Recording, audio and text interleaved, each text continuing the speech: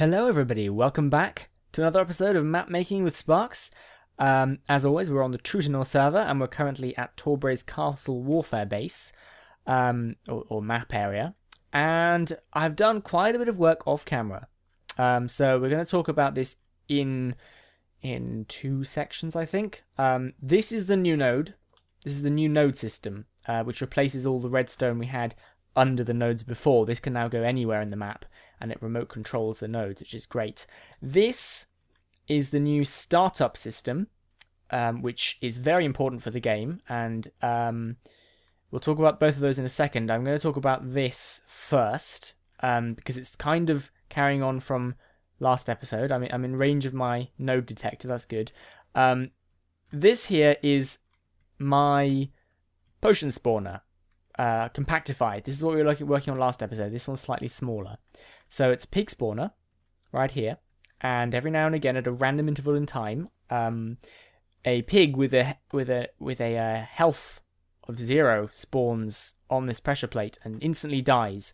And what this does then is it well, first of all, it triggers this command block, which tests that there aren't any players near the node. In this case, I set it to something quite low, 3, just to test it. And this is our AND gate. It just checks to make sure that players aren't spawn camping. They're not near the node. And if they're not near the node, this torch turns on, and it works out which player is closest and spawns the appropriate meep juice. At the moment, it's simply telling us who's closer. So as a member of the light team, every time a pig is spawning there, it's going to say light. Excellent. So, however, people in the comments were suggesting that let me get rid of those, that I don't have spawn drops as the system. They were suggesting that I track player kills every minute, and if at the end of every minute, a random person who hasn't killed anybody in that minute is selected and given a meep juice. I think it's quite a cool idea, because it means that players who aren't that good at the game, potentially, they haven't killed anyone, get a meep juice. And therefore they then have quite a powerful weapon at their disposal, which will hopefully balance things out as well, because if you've not killed anyone, your team's probably not doing too great either, is the hope. I mean, you could hang around and not kill anybody, but since it's randomly selected rather than everybody who doesn't kill in a minute gets a meep juice, there's quite a chance you'll just get nothing and it'll be a waste of your time, and your team will be down one man. So I think it's a good system, and at the end of the minute it resets the kill count, as it were. So I'm going to try implementing that and ignore my hard work on these awesome spawn detectors. But as I said, this week we're going to be working. Well, this week they're hardly weekly episodes, are they? They're approximately weekly, but by accident more than by design. We're going to be talking about the nodes, getting the nodes sorted out, and we've got some MCEdit stuff to do. I'm currently not on a server. I've downloaded this and I'm running it on my local machine so I can get some MCEdit in this joint, or whatever the kids say these days. So what we're doing. I've got to explain this clearly. This is the new node system which I've been working on with Torbray. Torbray had a good idea for resetting the nodes.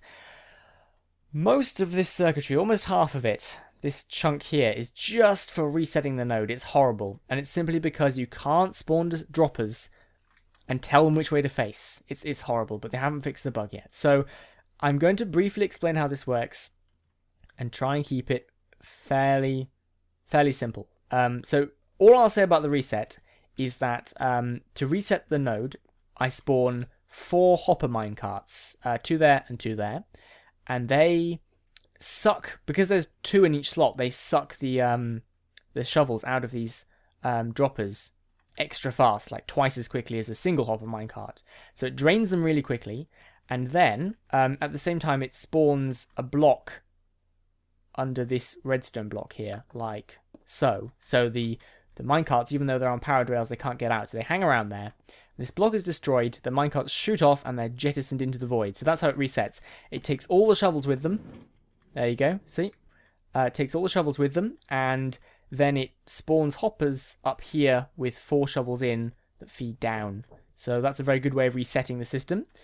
And after that, well, it's reset, which is quite a bit faster than the old system. I'm quite happy about that. This bit over here is the player detector. So there's one over here testing for players on the light team within range, within 3 blocks of the center of a node. This one over here is testing for the dark team. And then there's 2 clocks on the side here. And these clocks, when a player is detected, start running. They are a sort of clock that I invented a while ago. Well, I say invented. Other people came up with it as well. As you can see, it's continuously breaking and replacing this redstone block here and forcing shovels from this dropper into this one, which obviously increases the signal strength. So that's the basis of it. This command block here puts air down. This one here puts a redstone block down. What's N1? $N1, you may be asking. Well, this is one of the things I need to MCEdit. I'm just going to put this redstone dust back. One of the things I have to MCEdit is that Seth Bling invented a really useful filter which allows you to use signs for coordinates. So rather than typing the coordinates in here, set block X, Y, Z, I can type N1, and over here, under the node, I've got a load of signs. You can't read them because signs are stupid. The text is obscured, but basically they say N1 to N8, and it gets the filter gets the coordinates of the sign and just pastes them into the command block, which is really handy. Will save me quite a bit of work. So that's basically the new node system. I'm going to be installing this, testing it out, and I'm going to be MCEdit copying it twice onto those pads as well, since there's 3 nodes we need to control. Finally, I've done quite a bit of changes to the item equipping system because I realized that there were 2 problems that I needed to overcome. The first one is if, and I think I've already got it set up because these blocks appear here. If somebody joins this area and there's a game going on, and they join a team, or of 2 people actually, you have to have 2 people to start a game. So there's a game going on, right, and 2 people, for whatever reason, come into this room, and one of them joins the dark team, one of them joins the light team, and they start the game. That's not great, because it's going to reset all the nodes back to uncaptured. It's going to teleport everybody back to the start, give them their new equipment. It's just going to be horrible. We don't want that. So what happens is, if a game starts, and if I just leave the dark team, so I'm on no team, I won't get teleported. But currently what I have is this control system now. It detects when a game has started, and it places red blocks here, and these signs are replaced with signs that say game currently in progress. So you can't join teams. And then when the game ends, those blocks will be removed. I haven't done that yet. The button for randomized teams is also removed, so you can't press that to be teleported up. And basically, you just can't reach the team ready button from up here, from down here. So that's one thing I needed to fix, making sure that 2 games don't run in the same time. Another thing that I needed to fix was, and this is what this circuitry over here is, this is Torbray's suggestion for the fix. If in the lobby, there's options, right? There's options for gameplay, and one of the options is friendly fire. If you are if you turn friendly fire off, then you are allowed to punch your teammates, which adds sort of a bit more difficulty to the game. It's off by default, you can't punch your teammates, but say it's on, and you're back here, and you've been given your stuff, and you're waiting for the timer to run. You can't jump over the fence. You just can't. But if you're in midair and someone punches you, you can actually get over this fence. So what I've decided to do is, rather than doing Torbray's method over here, which detects if a player who's been punched over is heading off in this direction and sends them back, because obviously if you do that, you get a head start and you can capture your node before the game's supposed to begin, which is very unfair. So instead of that, what I'm doing now over here is I've got one centralized control system, and one of the things that it does when it first starts, when the game begins, that system up there spawns a redstone block here and starts everything off. It sets all players to the lobby team, and the lobby team always has friendly fire off. You can't punch players. So until the game starts, over here, when the game actually starts, everybody is set back to their correct team using these 2 command blocks here. Very good. So that's working nicely. These purple wool were originally over here. I moved them over here because there were going to be two of them. There were going to be two clocks on separate sides, and it was just more command blocks than were really needed. So I've combined them into one central system, and that clock then also controls, you can see it, that clock also controls the entire system, rather than just counting down until one of those walls should be broken. So that's the nodes at the moment. I really like the resetting here.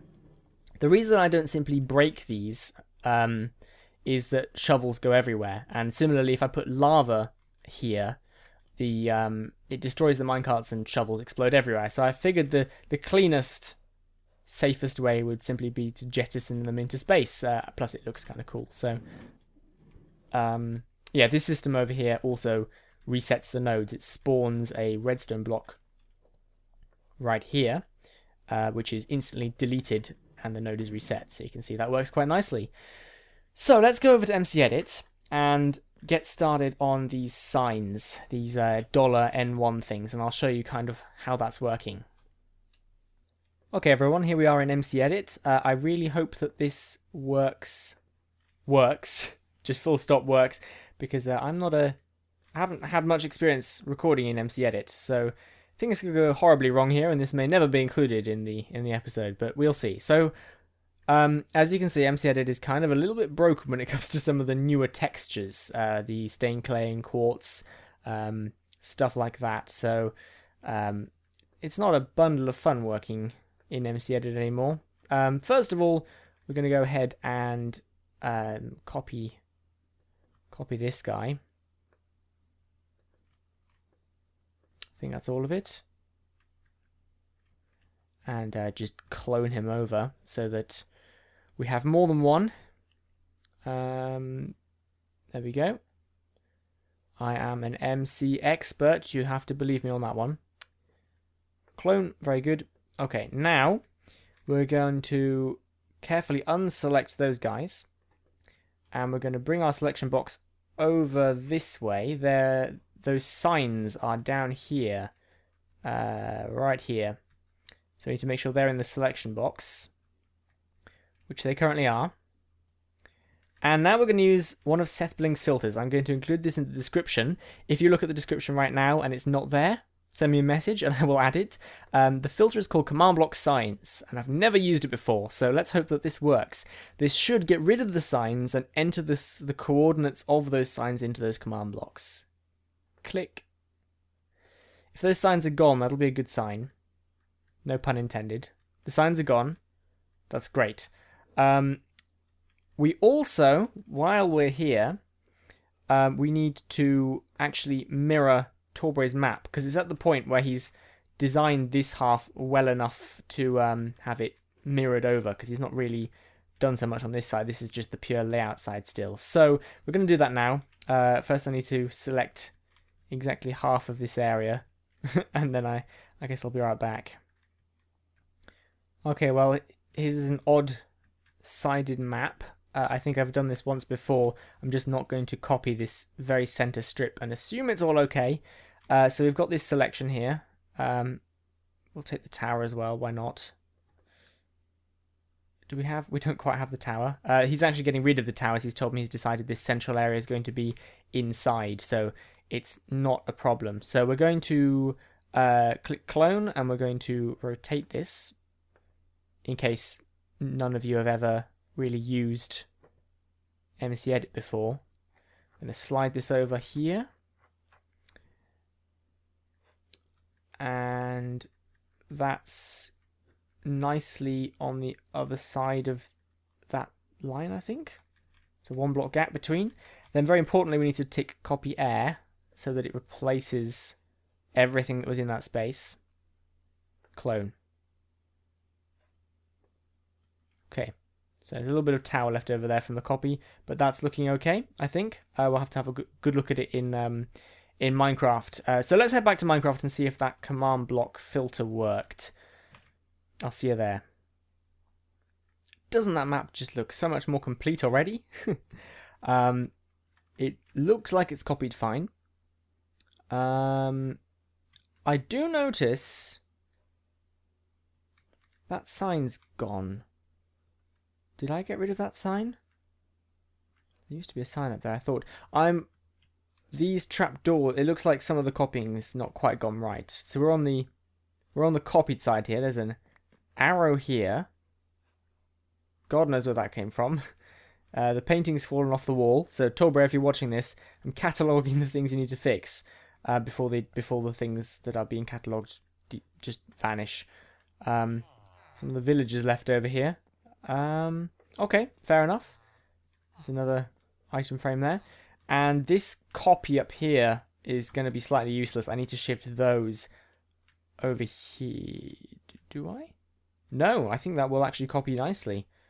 I think that's going to be perfect. Let's try it. See if it actually puts the fences and the wool in the right place. Oh, that's nice. And the destruction, is that going to work as well? There's no button. We'll assume it does. I now have 2 copies of this redstone, and I think the these fellas, there's 2 of as well now. We don't need that. Let's get rid of this. Oh, I meant to check the most important thing of all. Signs are gone. It's good. Ooh. Where am I going? Now it's symmetrical. I'm getting very disorientated. Okay. So it looks like it didn't delete the signs that didn't count, which is cool. Like I had some signs and stuff on here telling me, reminding me what's going on. So let's have a look in here. Oh, look at that. It's replaced it with a coordinate. Is it right? Who knows? I'm just going to connect a clock to it. We're going to wander over there and see where the lights start turning on. I'm also going to reset the nodes. See if that should have placed some redstone blocks there. Yes. Looking very nice. There's 4 redstone blocks and 4 blank spaces. That's awesome. I think this is going to work. This is going to be great. I'll just connect a clock up and we can have a look. Right, the clock's running, so it's constantly checking to see if there's any players within range of the node. Let's head over here.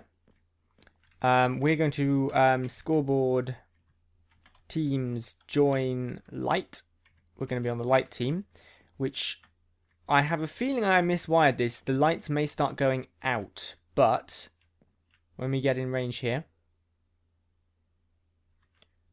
yeah, they're going out. So I've miswired it, but that's just a case of changing one of the command blocks to say light and one of them to say dark. That add dark thing in the corner there won't always appear. So if I do scoreboard teams join dark, the lights are going to start coming on again. Very good, because I got it wrong. With this radius of 3, I think it is 3, I can stand here, and I can even stand here, which is quite sheltered actually, like in terms of gameplay. So I don't know whether Torbray wants me to make that range smaller, so you have to be right in the middle of this node. But hey, it's working, and the really cool thing about it is there's practically nothing down here. I can get rid of these now that the signs are down. It's just redstone blocks that are added and removed. Let's have a look. Here we go. If I stand here, you can see them vanishing, and that just turns the lamps off basically. So that is what I've been designing for ages. It's great to see it working. And now I guess it's basically just a case of copying this and changing.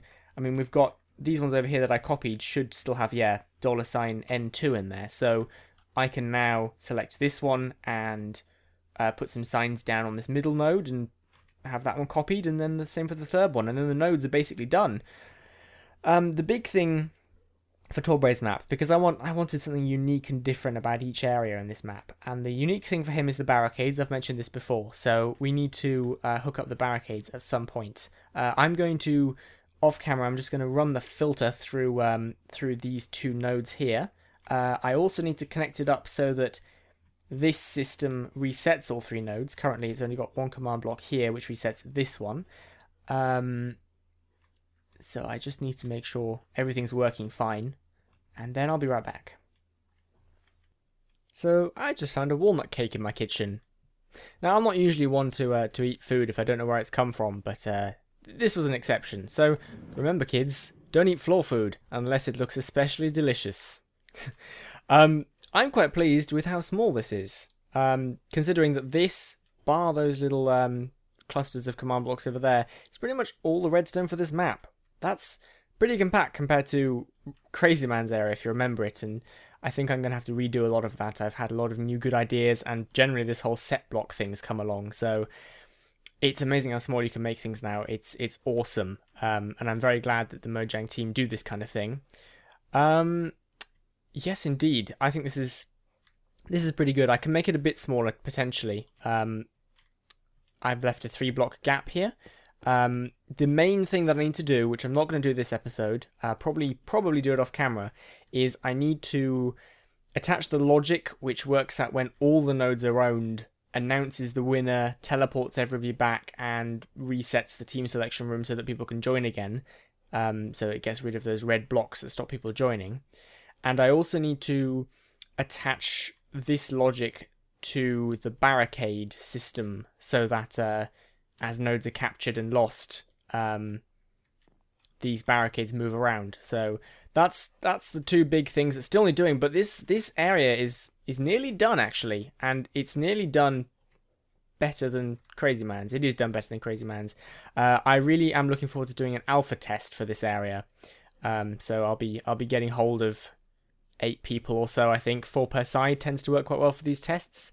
I noticed that Torbray's put an iron golem here, which I think is quite funny because he's got villagers sort of wandering around, and if a villager walks in the path of your bow and you shoot him, he's going to be angry at you.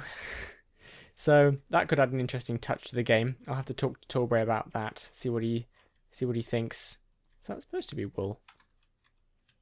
I don't know. I think something might have gone a little off with the copying. He'll have to work it out, but see, that's the same. Anyway, I think that's going to do us for this episode. I think we got quite a lot done. I wasn't even planning to record this evening. It was just sort of a spur of the moment thing. I really felt like finally doing these nodes. So thank you very much for watching. There's not really much I have to ask of you this time. Do I have a question? I don't know. Just let me know how you think I'm doing with the series. You know, it's always good if you just leave a like, to be honest, just so I know that people actually care. I certainly enjoy this series a lot. So, yeah, thank you very much for watching, and I will see you all next time. Bye-bye.